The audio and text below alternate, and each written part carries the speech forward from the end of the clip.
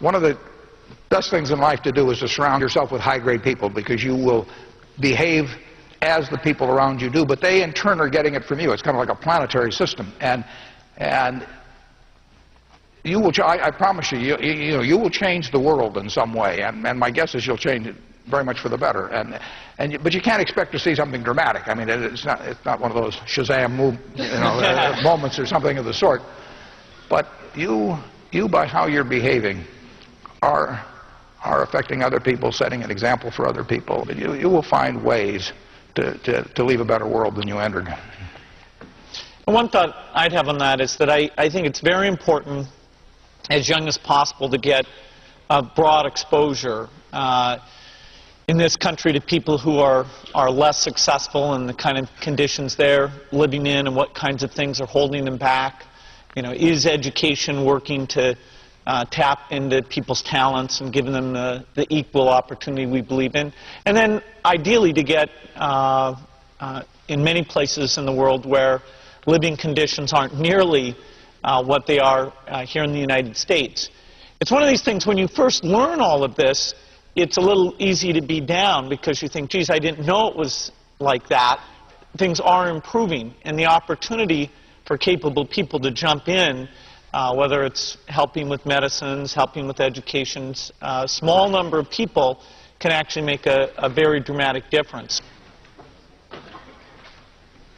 Hello, I'm Daniel DiLoretto from Reno, Nevada. My question is, our society, or our Generation Y, we face a lot of issues. What do you think are some of the most important or most challenging societal issues that we face, and what can we do as future leaders to ensure that we create a better society in the future? I think the issues of equity that we have, whether it's between countries or even within our country, are pretty serious issues. And if you get too far out of whack on that, then you get a divide, and you don't get the fluidity and the sense of opportunity that this country has stood for. So I think we've really got to renew our commitment to the ideals around equality, and I think there's a lot of actions that suggests we should be taking to invest in the long term that certainly at this stage we're not taking right now. I can't say it better than Bill, but we got lucky tickets in life. I mean, we got a ticket that said American, we got a ticket that said intelligent, we got a ticket, that said this time rather than 200 years ago when the same talents would not have produced much. So we got a very lucky ticket in life. A lot of people don't get lucky tickets. We were over in China together 10 years ago, and we saw some people that wouldn't make any difference what their brain power was or anything else. They weren't going to have a chance, at least for a long, long time. I think we've got to do a much better job of not only taking care of the people that get the bad tickets in this country, but in doing what Bill and Melinda have done, which is going around the world and helping those people have things that we regard as absolute, givens in our society. I mean, Bill has taken vaccines to people around the world that die at very young ages, and families that get destroyed, and all kinds of things, for things that we could do something about. Those are the things that we should be working on in your generation. A seguir, Buffett e Gates, de volta à faculdade, na Management TV. Missão, lucratividade. Qual é o segredo das empresas que alcançam o sucesso? Pela primeira vez no Brasil, Fórum Mundial de Lucratividade. Robert Kaplan, Robert Herbold, Oriovisto Guimarães, Adrian Slavotski, Herman Simon, David Bravestein.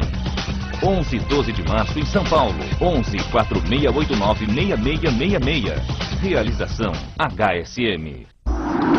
Você está assistindo Buffett e Gates, de volta à faculdade, na Management TV. Hello, I'm Jared Carlson, senior management major. My question is, if you could have one superpower, what would it be and why? One superpower? Bill, you think more about that than I do. I don't know. Extending one's lifetime would be a reasonable thing. Yeah, I'll take notes if you have anything to say. You know, I don't think being able to get rid of competitors, that wouldn't be much fun. That'd be like hitting a hole-in-one all the time. Being able to read super fast, yeah, that'd be nice. That'd be huge. That'd be huge. Well, Bill can read. So I mean, he reads about 3 times as fast. And just think of, I mean, I probably wasted 10 years reading slowly. But, no, if you're talking about granting a wish, I mean, what you would the type of thing. I mean, what you really would hope is that somehow you could reduce the threat posed by nuclear knowledge in the world. I mean, that's going to be the great problem of mankind in your lifetime. And you know, the knowledge is out of the bottle. The genie's out of the bottle on that. And you have a lot of evil people in the world. And then the question is, how do you prevent intent of evil people coupled with knowledge, which has now gotten more widespread, to interact in a way where huge amounts of damage are done to people throughout the world. And that's, I mean, that, if I could, I think that's the most intelligent thing to work on philanthropically, for example, but I don't know how to do it very well. We do a little, but that's, you know, that would be the wish. But the reason it's just kind of a dream is because the problem is so tough. Hi, my name is Kristen Lovegrove. I'm a senior finance major. In our society that's so material, and you and your families are so well off, how do you ensure that your children value things that aren't material and things that will truly make them happy in the end?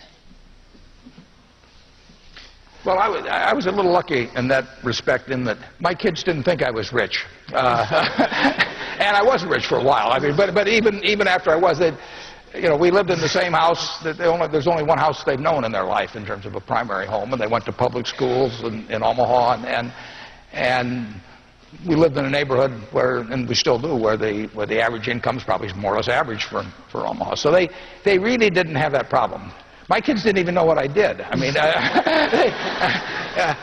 partly because I couldn't explain it very well, but they did not grow up in a rich environment. Now those situations different, and just in terms of you know, being a celebrity and all of that sort of thing, and that came late enough with me that it didn't really pose problems for the family. But it has to be it's a significant factor, and I'll turn over to Bill.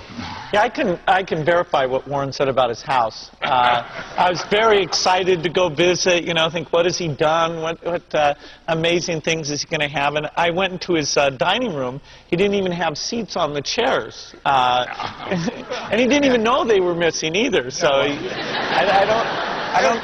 There's no hurry on these things, Bill. I mean... I think it is tough. And perhaps particularly so when children grow up and have a very nice house and they think, you know, what are the real limitations? I do think there's some very basic things around giving them an allowance at a young age and sticking to that and having them decide, okay, you want to buy a candy bar today, that means you can't buy one in the future, and start to figure out that there are real limits.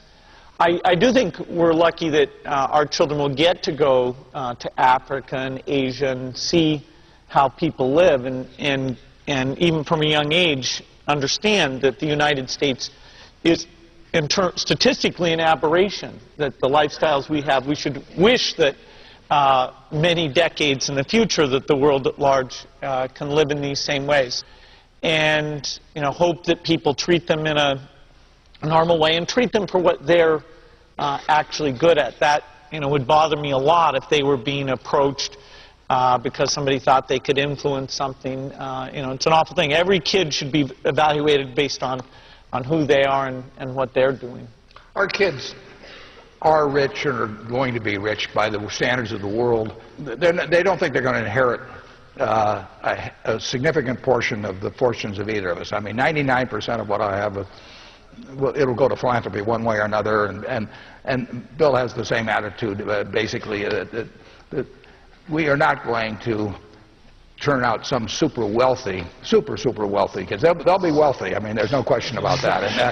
And, but the idea of dynastic fortunes, you know, I find it turns me off. I don't think it's what America's about. I don't think, if you talk about equality of opportunity in this country and really having everybody with talents having a fair shot at getting the brass ring and all of that, the idea that you that you hand huge positions in society on simply because someone came from the right